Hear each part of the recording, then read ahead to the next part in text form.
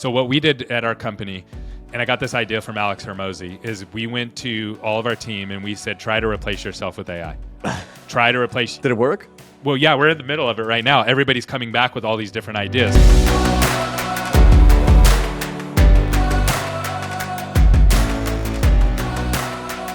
Welcome back to a brand new episode of the 8-Figure Agency Show, where a successful entrepreneur and a soon-to-be successful entrepreneur help you build an 8-figure agency by documenting our successes and our failures. And today, ladies and gentlemen, we have another 3 really hot topics that are going to impact you as a marketing agency owner in your day-to-day life very soon. The topics we're going to be covering today include an AI critic prompt, and we'll tell you all about it in just a moment, Cybertruck story, and Gary's going to explain all about it. And then, you might have heard of this, but Meta Verified, the new Instagram and Facebook verification clone of basically Twitter Blue, where you pay a subscription service, and we'll talk all about it momentarily. But ladies and gentlemen, before we begin, if you listened to the last episode at the very end, if you haven't listened to it already, I highly recommend you go there. But I very briefly mentioned something before we ended the episode about Gary V's company, VaynerMedia, customer reviews. And I wanted to say I misspoke. I meant to talk about the employee reviews, not the customer reviews. So if you actually Google, Glassdoor will come up. If you look up VaynerMedia reviews,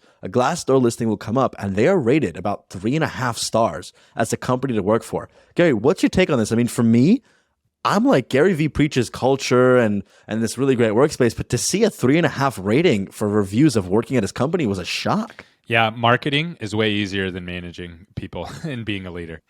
Being a leader is really hard, and you're not gonna. Not everybody's gonna love you. That's no matter, even if you have the most amazing work culture. I actually just had this.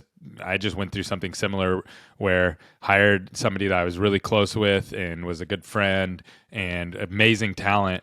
And it did not end well, and we're going through all kinds of trouble because of it, and there's a lot of drama from it. So I can sympathize why he might have that, and just he's a very driven individual, and not everybody's built that way. Yeah, I think one thing, and but not to touch on this topic anymore, but I see this kind of a lot, is a lot of times the founders of marketing agencies, guilty as charged myself, and I've been working on this, they think that they're doing a good job, or they try to come off as very passionate, but their passion gets translated into a very scary, tense environment for a lot of team members. So I've been getting some feedback recently like, hey, Derek, you're a little bit intense. And I'm like, what? Like, I try my best not to be intense. I'm just really passionate, love what we do, and I am very passionate about moving things forward quickly. And so people have come forward and say, hey, sometimes we don't feel like we can talk. We feel it's intense. So I can really relate to Gary because Gary is intense. I mean, you see him on his content. Like, imagine working for him, right?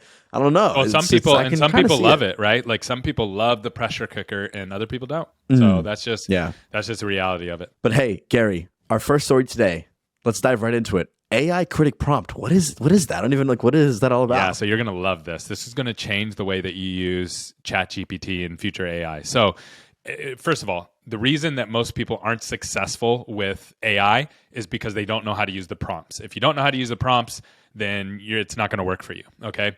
If once you learn how to use the proper prompts, then it absolutely transforms how to use AI. And right now, one of the coolest prompts that I've bumped into is AI critic prompt, okay? And what that means is that you learn how to make AI its own critic. And I'm going to give you an example of this, okay? So what I mean by this is that when you ask AI to do something and it does it the first time, you can actually prompt it to be its own most critic, right? And you can actually go in there and say, hey, what could you have done better with this? And what it'll do is it's not like a human. So we're really bad at self-assessing, right? We think we're way better than we really are. We have so many blind spots. But AI doesn't have blind spots. It knows where it's willing to critique itself into the ground.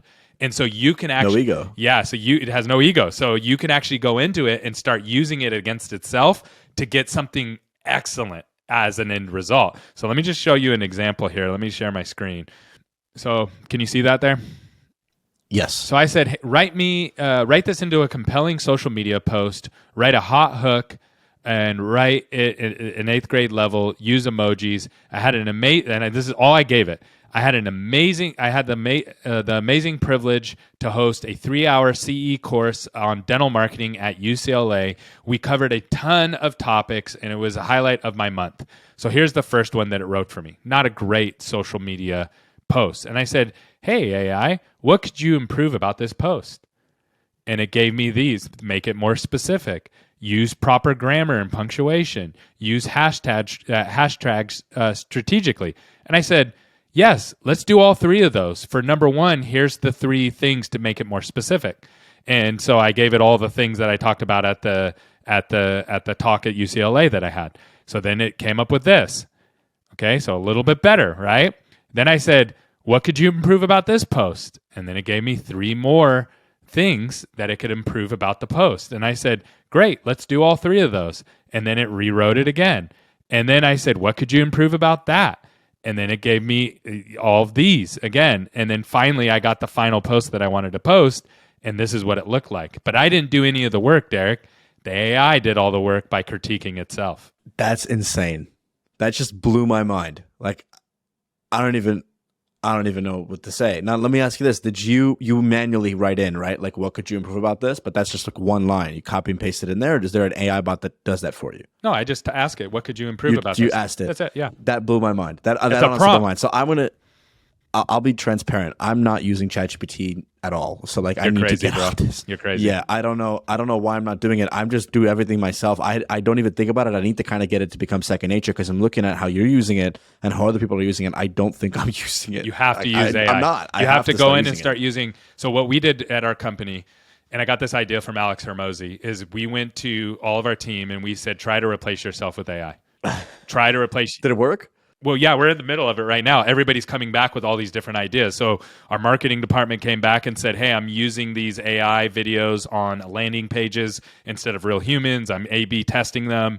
We're trying that out. I had other people who came back and were using it for other things. So everybody's using it, and we want them to use it because what that does is it buys back time for them. And then that gives them the ability to go be more critical thinkers. And because there's critical thinking inside the company that AI can't do yet, but there's a ton of stuff that it can do. And there's a ton of different softwares out there that people can use. And you have to get people using them. Like, this is bigger. The AI revolution that we're seeing right now is bigger than the crypto boom that we saw, is bigger than the internet boom that we saw. Like, it's bigger than both of them put together. It's going to be bigger than both of them, but you have to get in and learn how to use them. Like, you have to. Yeah, this is absolutely blowing my mind. Gary, I would love to do this for people watching and listening. Something really cool. If you're listening right now, I highly recommend you tune in on YouTube to watch this part. Gary, if you don't mind sharing your screen again, go to ChatGPT. I would love to test this live for the audience. I would love to ask ChatGPT, because one of my biggest pain points as an agency owner is writing SOPs. Oh. Can we ask ChatGPT to write an SOP on a very specific task for an agency? And let's see what it comes up with. And then let's ask it to improve it and see what it ends up doing. I'm really keen to see how this works. Right, and SOP on what? I don't know, anything. Write an SOP on write an SOP on how to post on social media. For those listening, Gary is currently typing into ChatGPT the exact prompt. Write an SOP on how to properly post on social media. All right, so I'm going to give you another prompt hack. You are a CEO of a marketing agency, and I need you to write an SOP on... For those listening, Gary is currently adding a prompt hack, and I'll let Gary explain in detail, but all he did is he gave the AI what they are, who they are. He said, you're a CEO of a marketing agency, and then he told the AI what he needs it to do. The AI is now spitting out an SOP. It said, sure, I can help you with that. Here's an SOP for posting on social media, and wow, we're going to read through this in a minute, but it gave out 8 detailed steps on exactly what you need to do. Now Gary's asking the AI, how can we improve this? And it's giving us instantly multiple bullet points on how to improve the SOP. Oh my God. What? So now it's going to make the SOP even better with those 5 things. Right now, the AI is spitting out everything that it bettered. And again, if you're listening, I highly recommend you tune in on YouTube so you can follow along and pause and read with us, because this is happening instantly. That's how fast this AI is. Yeah, it's really fast. I have the turbo one. I pay $20 a month for it. So, and so then, so then what you're going to want to do, so now it's giving all these specific details, and then it's giving an update. How can we make this better? Now, Gary's constantly asking the AI, all he's doing is say, how can we make it better? And ChatGPT is instantly spitting out step-by-step tips on exactly how to improve it. Now, I actually want to ask you a question as we keep doing this conversation, Gary. Why do you think that ChatGPT doesn't just implement all of this from the start? Because I don't know. That's a good question. I think that it doesn't know which road you're going to go down, Derek. Like, it doesn't know if you're going to go left or right. So all we're doing is forcing it to give us the road. This is really interesting. This is crazy. I mean, I'm going to just start doing this. I'm going to do all my SOPs. So let me show you even a better one that will save you even more time. Because SOP is good because it's going to help you, and it's going to, but you're going to still need to edit some of this, right? And there's going to be a lot more labor of you going in and critiquing it, but it's going to save you loads of time. What's even going to be better than this is, what's like a job post that you wrote recently? Video editors. We're always hiring video editors. For video editors. Short form video editors, yeah. For my marketing agency, include our core values of better together, always growing. For those listening, Gary's currently trying a new prompt. He's asking the AI to write a job post for video editors for a marketing agency, and he's telling ChatGPT to include core values. And you're just putting some of, I think these are SMC's core values, right? Some of them, yeah. What's one of yours? Give me one of your core values. Consistency is one of our core values. All right, so ChatGPT is spitting out a broken down. It says job title, video editor, location, insert location. We are seeking a talented and experienced video editor. And I can't keep reading because it's still spitting out stuff. Whoa. This is insane. Again, highly recommend you guys tune in on YouTube for at least this part, so you guys can see this, because this is mind-blowing stuff. Can we scroll up? Can I read the first part of this for people? So what it says, guys, I wrote, job title, video editor. We are seeking a talented and experienced video editor to join our marketing agency. As a video editor, you will be responsible for creating high-quality videos that will help our clients achieve their marketing goals. We will work closely with our creative team to develop engaging video content that effectively communicates our clients' brand messages. At our agency, we believe in 3 core values. It then listed the core values Gary implemented, and then the AI wrote, we are a team that values collaboration, personal and professional growth, and delivering consistent quality work to our clients. It literally analyzed the core values. It didn't just write them. It actually interpreted them. The AI then, like a perfect job post, listed a category for responsibilities and put a bunch of responsibilities, which are those accurate? Through them. I mean, work with our clients about video concepts, edit and enhance raw video footage, use video editing software, yeah, collaborate with team, yes, manage multiple projects, yes, continuously improve video, yeah, especially the last 3. Then it had a qualification section. Now, again, some of this you probably edit. Yeah. And then it had a conclusion. What? This is insane. This is crazy. You know, I actually just had an idea, and I might have to make this into my own TikTok. ChatGPT needs to integrate with Microsoft Word. They should have an extension right in here. They already do. Wait, what? Yeah, they already do. You do? Mm-hmm. Yeah, and there's one that you can use on on Google Chrome too. It's called Compose. Wait, I mean in here, like if I wrote this, why is there one click button that can import a new Microsoft Word doc to copy and paste this in? So there's that existent. Google Docs. I'm sure Microsoft has their own version of this, but you can just go like this and Whoa! So Gary opened up a Google Doc and he just put // It looks like because I have like a command. I have an app called Compose, and then write a job post for video editor. Gary literally just opened a Google Doc, gave it a prompt by writing / because he uses an AI called Compose AI, and just like he did in ChatGPT, just wrote write a job post for video editor. And it's writing it out there. Okay, this is mind-blowing. Whoa, it was instant. Yeah, it's instant. Yeah, no, AI is faster. I think ChatGPT actually slows down the AI, so it makes it feel more human-like. It's way faster in real life. Gary, this is some mind-blowing stuff, and I think you and I could sit here and do this forever. So if anybody's interested in seeing some more demonstrations, let us know in the comments. But that was that just blew my mind. I definitely have to get on it. But Gary, our next story. Speaking of AI, speaking of robots, Elon Musk, Cybertruck. What's the Cybertruck story about? Okay, yeah. So I ordered a Cybertruck right when it came out. So I think I waited a day or two, and out of the million people who ordered it, I was like in the top 10%. So I was like in the 100,000 range. So I was like, man, I'm going to get mine fairly early. I'll be at the front end of production.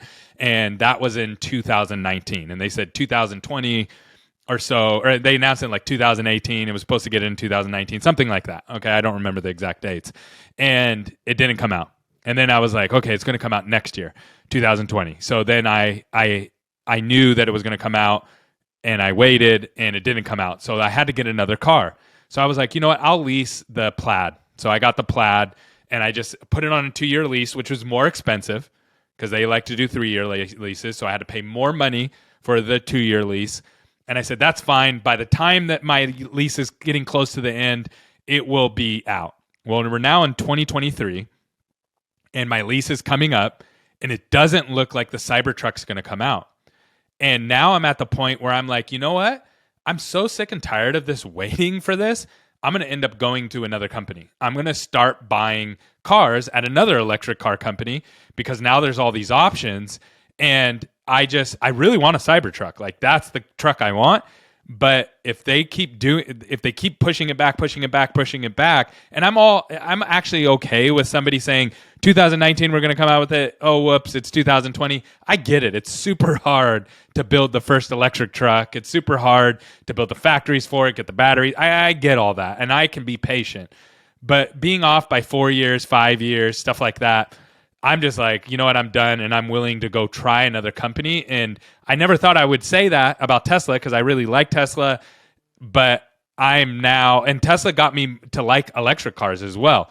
If it wasn't for Tesla, I wouldn't even be interested in electric cars. So I really, really enjoy driving electric cars. I will not go back to a gas car because it saves me so much time. There's no maintenance on them, so I never had to get oil changes. I never had to take them in to get fixed. I also don't ever have to go to a gas station, which is huge. Saves so much time every week having to fill up my tank. I don't ever do that. I just plug it in at night. I don't even think about it. And now, so I'm going to definitely switch to an electric car, but it probably won't be a Tesla.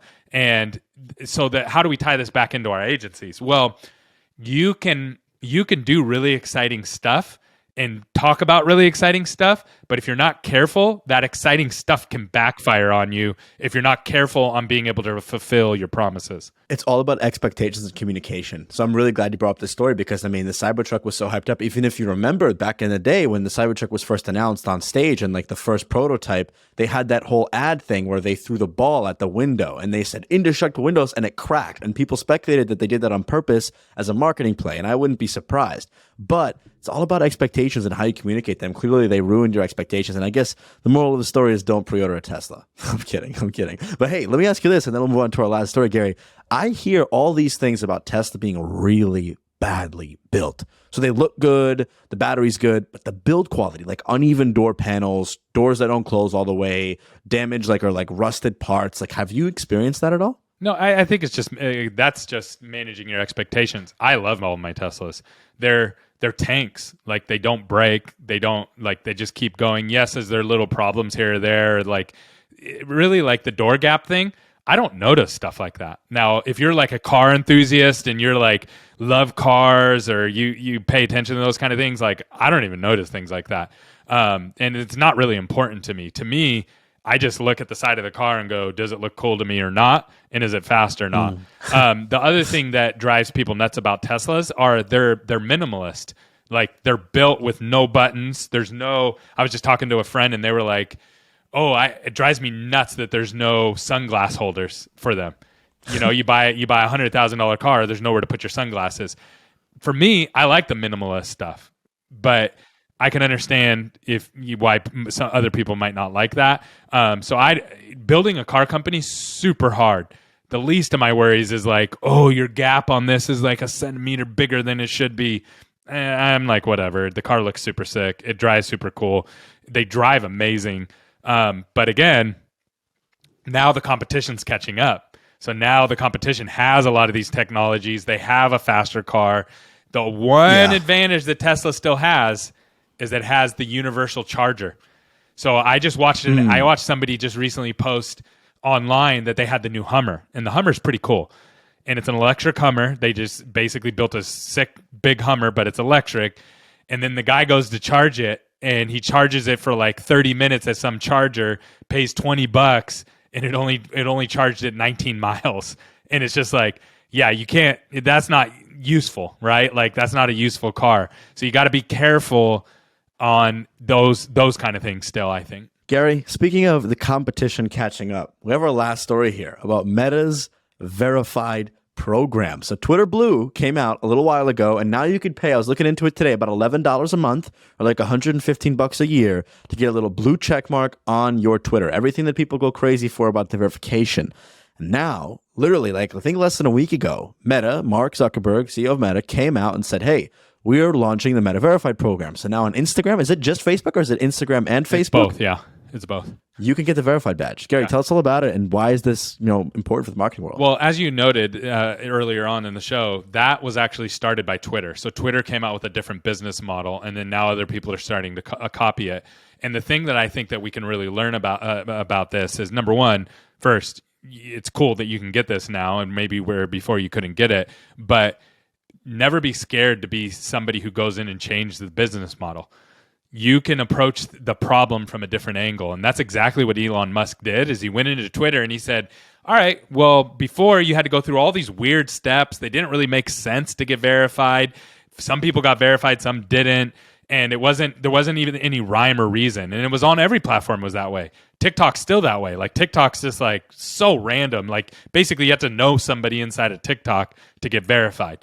And if you want to go in and you really want to disrupt a market, think of a better way to do it that people will want to participate with. And you can literally go in and create a new revenue stream that people are happy to give you money for. They'll throw money at you and say, here, take my money. I'll give you $10.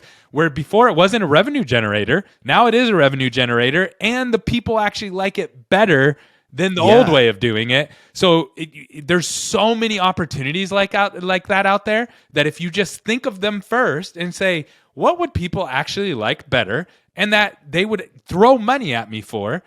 And if you do that, people the market will reward you. So, Gary, this is interesting because I want to bring up two quick points here before we wrap up, right? It's the following. Number one, I was listening to a podcast of Alex Hormozi's yesterday, and he explained the sawdust, not theory. It was like the sawdust method.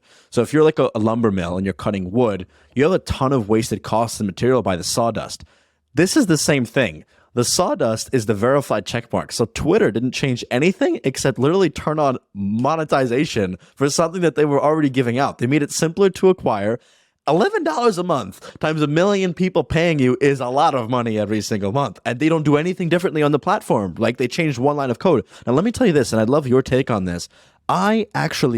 So at first I was really hesitant. I was like, okay, before verification, the purpose was to verify, the famous people, government accounts, stuff like that. It made sure that, we know who the real people are for famous people.